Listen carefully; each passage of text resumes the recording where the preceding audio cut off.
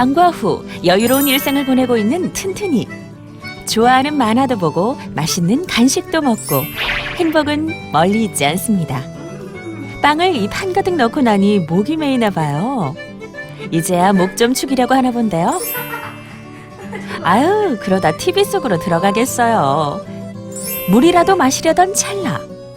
그런데 튼튼이에게 뭔가 일이 생긴 것 같은데요. 도대체 무슨 일이 벌어진 걸까요?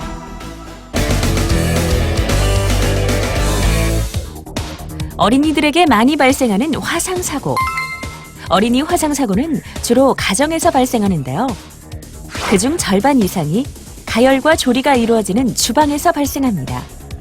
화상을 입게 되면 순간 당황하기 쉽고 제때 처치하지 못하면 큰 흉터를 남길 수도 있어서 사고 직후 대처가 정말 중요한데요.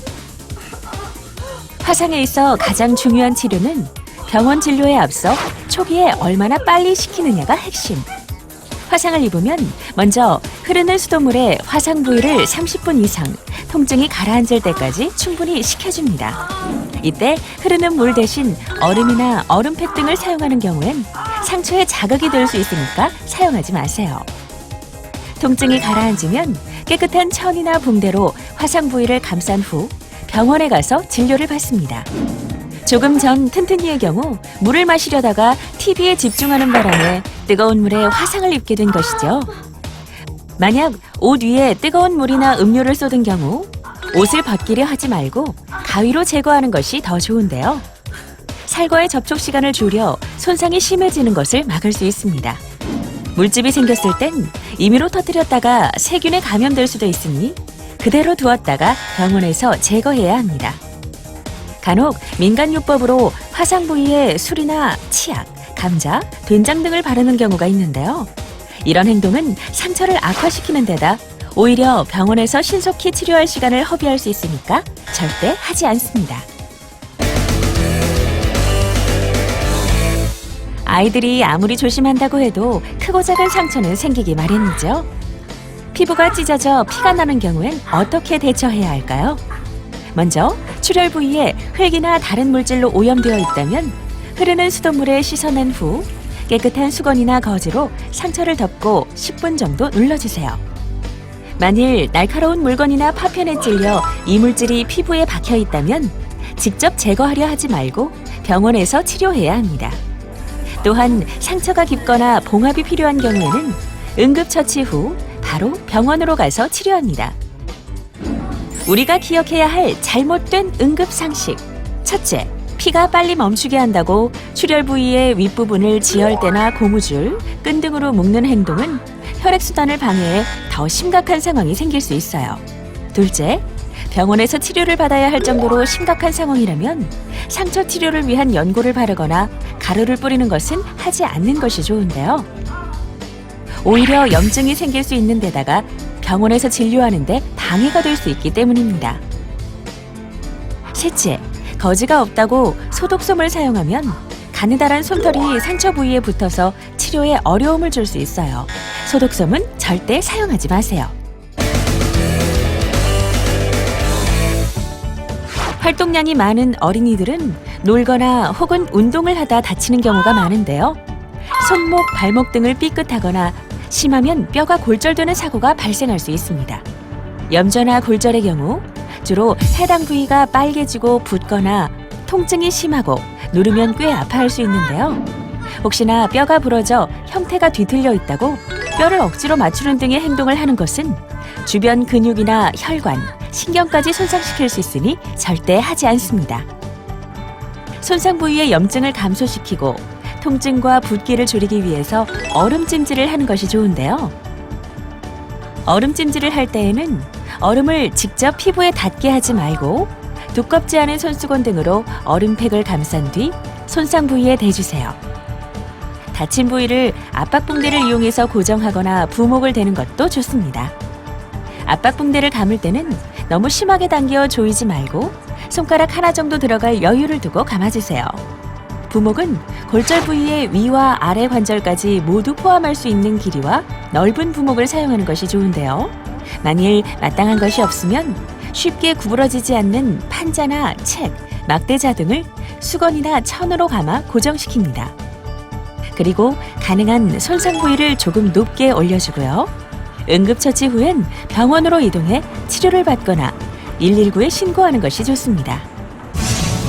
사고가 발생하고 병원에 가기 전까지 현장에서의 응급처치는 부상이 악화되는 것을 막을 수 있고 회복 기간을 단축시킬 수 있다는 점에서 매우 중요한데요. 일상생활 속에서 늘 발생할 수 있는 안전사고. 사고는 예고 없이 발생하는 만큼 평상시에 응급처치 방법을 잘 익혀두고 만일의 사태에 대비하세요.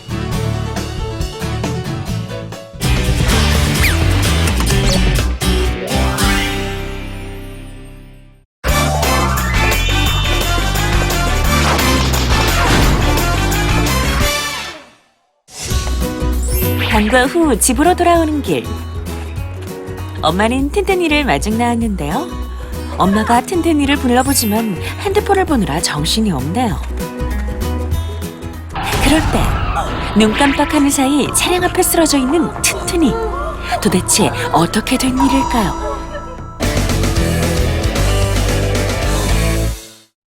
알고 보니 스마트폰으로 동영상을 보느라 주변 상황을 살피지 못했던 튼튼이. 결국 다가오는 차량을 미처 피하지 못하고 교통사고가 난 것입니다. 이처럼 스마트폰 화면을 들여다보느라 넋을 잃고 걸어다니는 사람들을 스마트폰과 좀비를 합성해 스몬비라고 하는데요. 과연 스마트폰 사용이 얼마나 위험한 걸까요? 보행 중 스마트폰 사용 시 인지거리 변화를 실험한 결과 스마트폰을 사용할 경우 보행자가 소리로 인지하는 거리는 평소보다 40%에서 50% 줄어들고 앞을 바라보는 시야의 감소폭은 56%, 전방주 시율은 15%밖에 되지 않습니다. 때문에 평소에는 차량이 보이기 전에 소리로 먼저 인지하고 차량의 위치를 파악할 수 있지만 스마트폰을 보고 있으면 차량이 오는 것을 인지하지 못해 사고 위험이 높아지는 것입니다.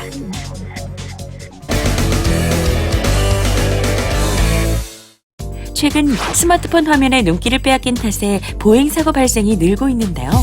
스마트폰을 보며 걷다가 차에 치이거나 하천에 빠지는 등 크고 작은 사고들이 많이 일어나고 있습니다. 실제로 최근 3년간 보행 중 교통사고 사상자 가운데 휴대전화를 사용하다가 사고가 발생한 비율이 61%가 넘었고 그중 절반 이상이 10대와 20대로 나타났습니다.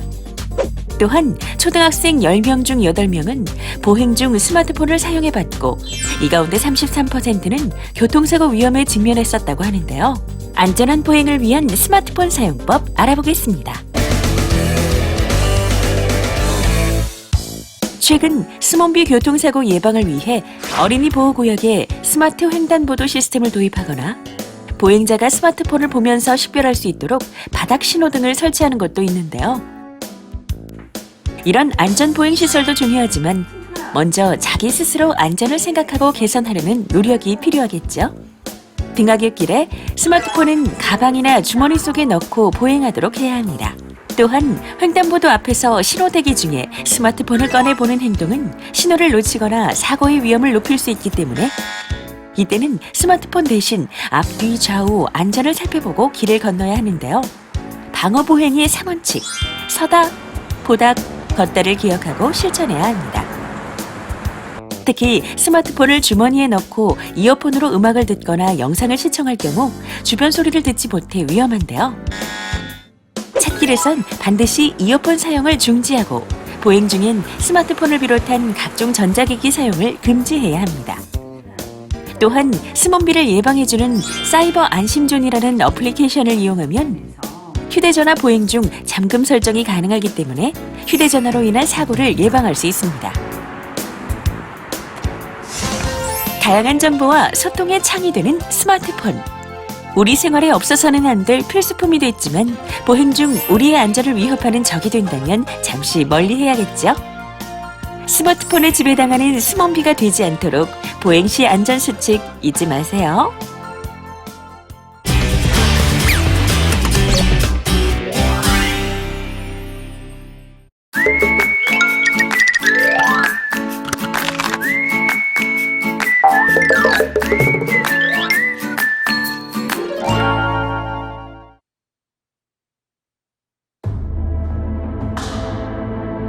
우리나라 인터넷 이용자 4명 중 1명은 최근 6개월 이내에 사이버 폭력 가해 또는 피해를 경험했습니다. 불특정 다수에 의한 온라인 집단 괴롭힘이 늘어나면서 사이버 명예훼손 및 모욕 사건도 증가 추세.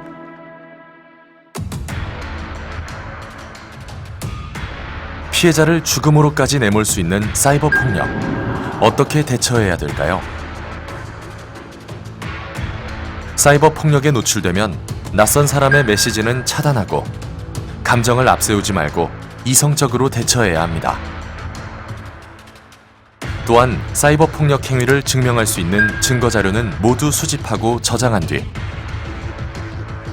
관련 기관에 피해 구제 요청을 합니다. 만약 가해자의 처벌을 원할 경우에는 관할 경찰서나 사이버 테러 대응센터로 신고합니다.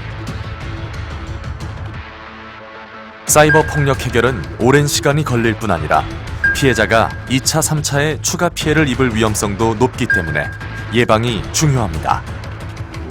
그럼 사이버 폭력 예방을 위해 어떻게 해야 할까요? 개인 신상 파악이 가능한 아이디나 닉네임을 사용하지 않으며 온라인 대화 시 자신의 개인정보를 노출하지 않습니다.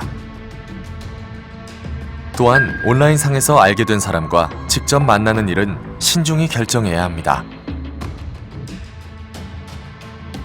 마지막으로 원하지 않는 이메일이나 메신저에는 대답하지 않아야 하며 의심스러울 때는 즉시 삭제해야 합니다. 사이버 폭력 대처 및 예방 방법 다시 한번 확인해 볼까요? 우선 대처 방법은 낯선 사람의 메시지를 차단하고 이성적으로 대응합니다. 증거 자료를 수집 저장해 피해 구제를 요합니다. 관할 경찰서에 신고합니다. 그리고 예방 방법은 신상 파악 가능한 개인정보 노출을 금지합니다. 온라인으로 알게 된 사람과 만남을 주의합니다. 원하지 않는 일방적인 연락은 삭제합니다. 모니터를 방패 삼은 사이버 폭력. 예방이 최선의 대책입니다. 석주야! 얘가 왜 이래? 여보! 여보! 아니 왜 이래? 석주야! 석주야! 우리 애가 지금 호흡곤란한 경련의 발작 증세가 왔어요. 석주야! 스마트폰 뺏었다고 그래요. 스마트폰 뺏었다고. 처음에는 막 짜증을 내고 불안해하고 식은땀을 내고 그러다가 좋아질 줄 알았죠. 난들 스마트폰을 뺏었다고 저렇게까지 할 줄 알았겠어요? 저런 거 보면 스마트폰을 뺏을 수도 없고 다시 주자니 4-5시간을 계속 하고 있어요.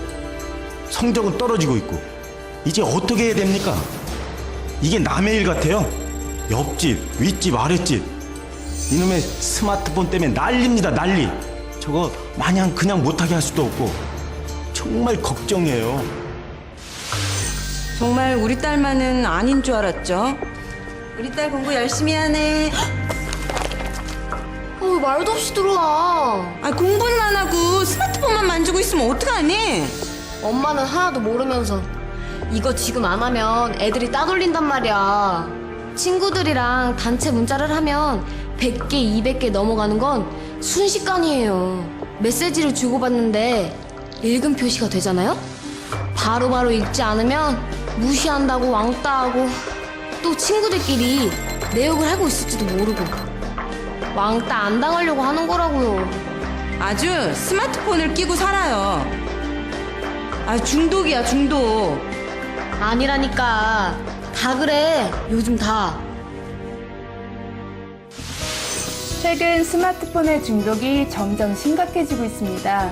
특히 ADHD 등 공존질환 보유 학생의 경우에 중독률이 더 높은 양상을 보이고 있답니다.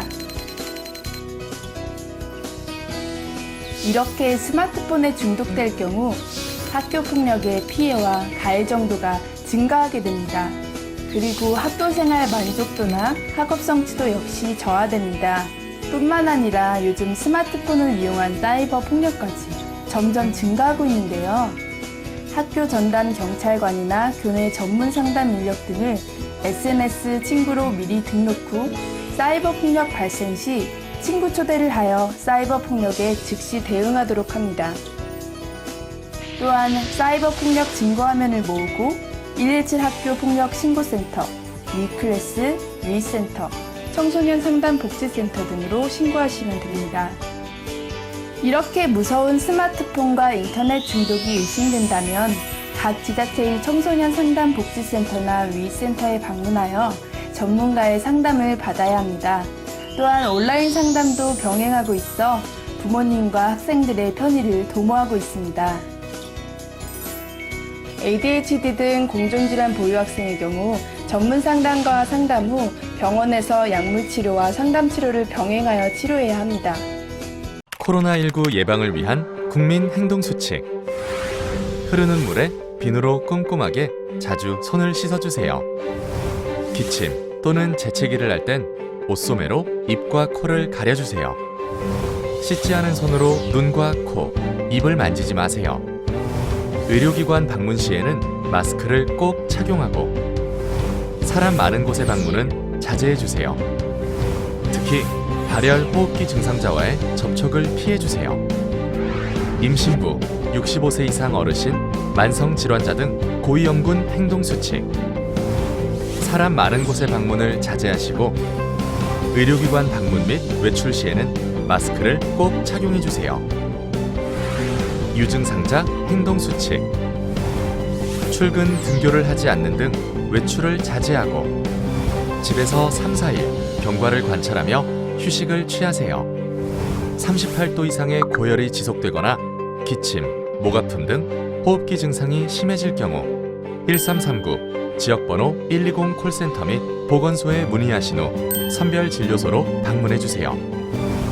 의료기관에 방문할 때에는 마스크를 착용하고 자차를 이용해주시고 진료 시 의료진에게 해외 여행력과 호흡기 증상자와의 접촉 여부를 알려주세요. 국내 코로나19 유행 지역에서는 외출 및 타 지역 방문을 자제해주세요. 격리자는 의료인, 방역당국의 지시를 철저히 따라주세요.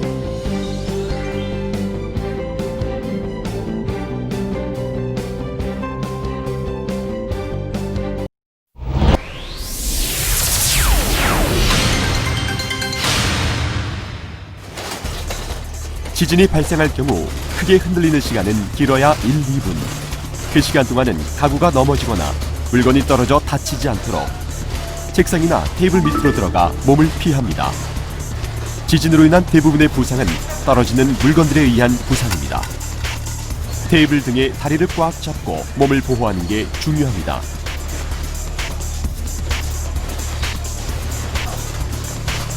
숨을 곳이 없다면 벽의 모서리로 대피, 방석 등 충격을 완화해줄 수 있는 물건으로 머리를 감싸 부상을 예방합니다.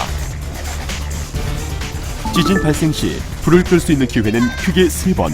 먼저 작은 흔들림을 느낀 순간 즉시 가스레인지나 난로 등에 불을 끕니다. 두 번째는 큰 흔들림이 멈췄을 때입니다.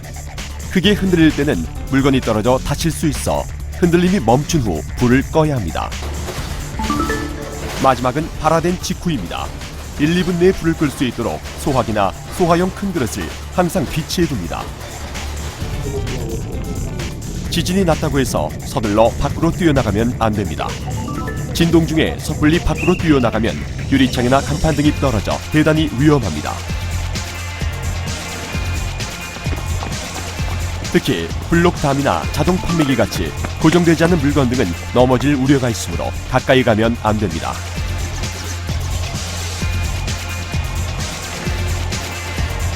문이 뒤틀려 갇힐 수 있으므로 문을 열어 출구를 미리 확보하고 대피 방법을 미리 생각해 둡니다.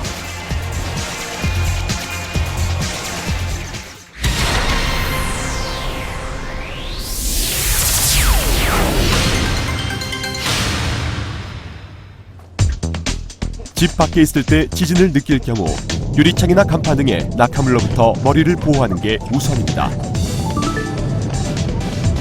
손이나 가방 등으로 머리를 보호하고 넓은 곳으로 이동합니다. 만약 빌딩가에 있을 때는 건물 안에 들어가는 것이 오히려 안전할 수도 있습니다.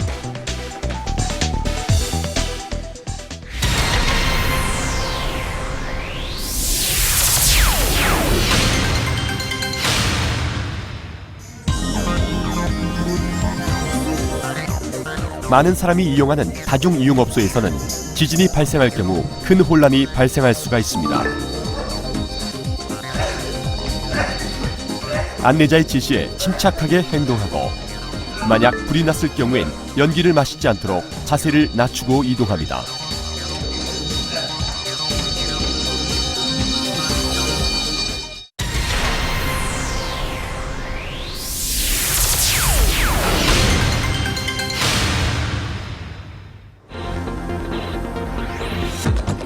지진이나 화재가 발생할 때는 엘리베이터를 대피용으로 이용해서는 안 됩니다. 엘리베이터가 운행 중 멈추는 경우가 많기 때문입니다.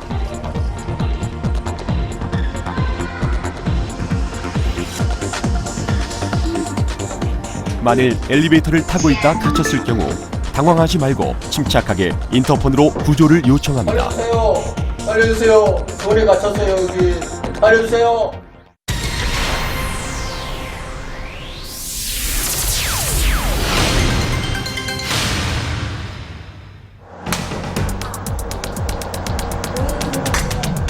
전철을 타고 있을 때 지진이 발생할 경우 큰 충격으로 넘어져 다칠 수 있습니다. 화물 선반이나 손잡이 등 고정된 물건을 꽉 잡아 넘어지지 않도록 주의해야 합니다.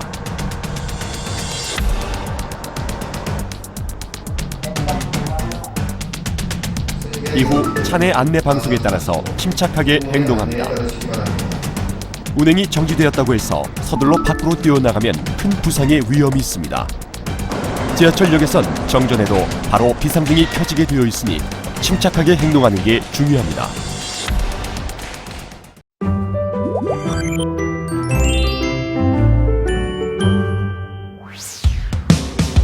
오늘은 천둥이네 왔어요. 천둥이가 오늘은 무엇을 할까요? 내 몸은 커져만 가는데 집이 너무 좁다. 큰 집이 있으면 얼마나 좋을까? 내가 직접 만들면 되지. 으짜.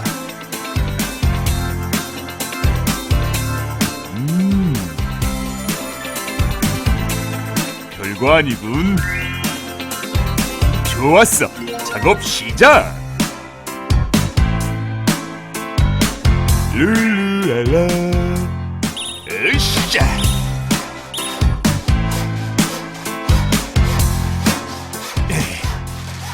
망치도 꺼내고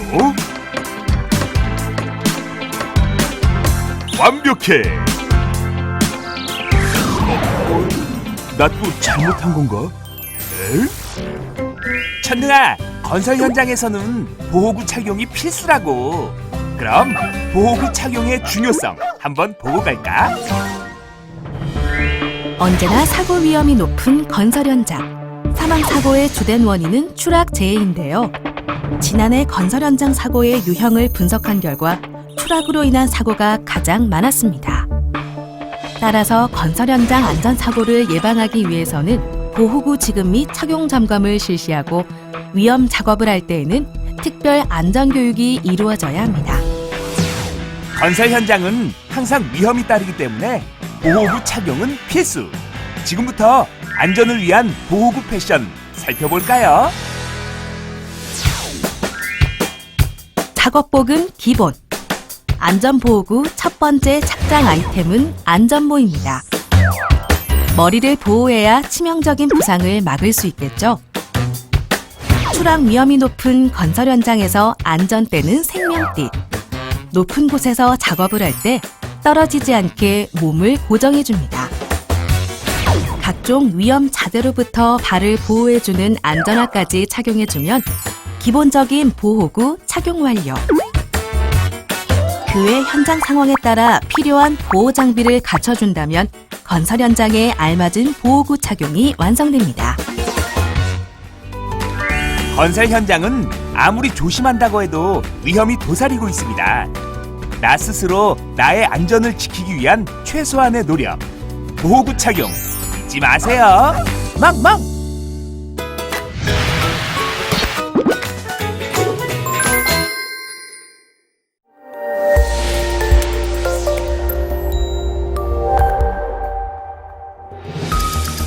심정지가 발생하고 5분이 지나면 뇌에 산소가 공급되지 않아 치사율이 높아집니다. 이때 꼭 필요한 것, 바로 심폐소생술입니다. 성인의 심폐소생술 어떻게 해야 할까요? 먼저 환자의 어깨를 가볍게 치면서 반응을 확인합니다. 이후 주변 사람들에게 119에 신고를 부탁하고 자동 심장 충격기를 가져다 줄 것을 요청합니다. 그 다음 환자의 호흡을 확인합니다.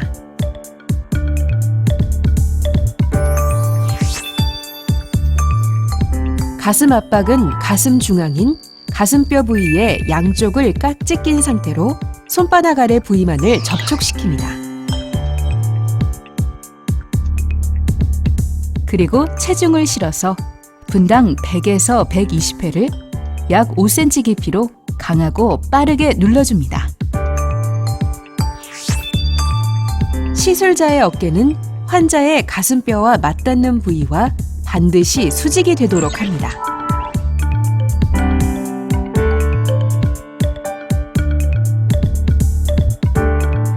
환자가 의식을 회복하거나 119 구급대원이 도착할 때까지 반복해줍니다.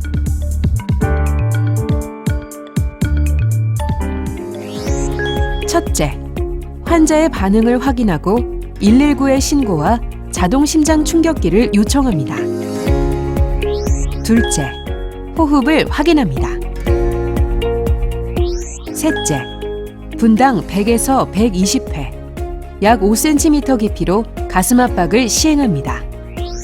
넷째, 팔꿈치를 굽히지 않도록 수직을 유지하며 반복합니다.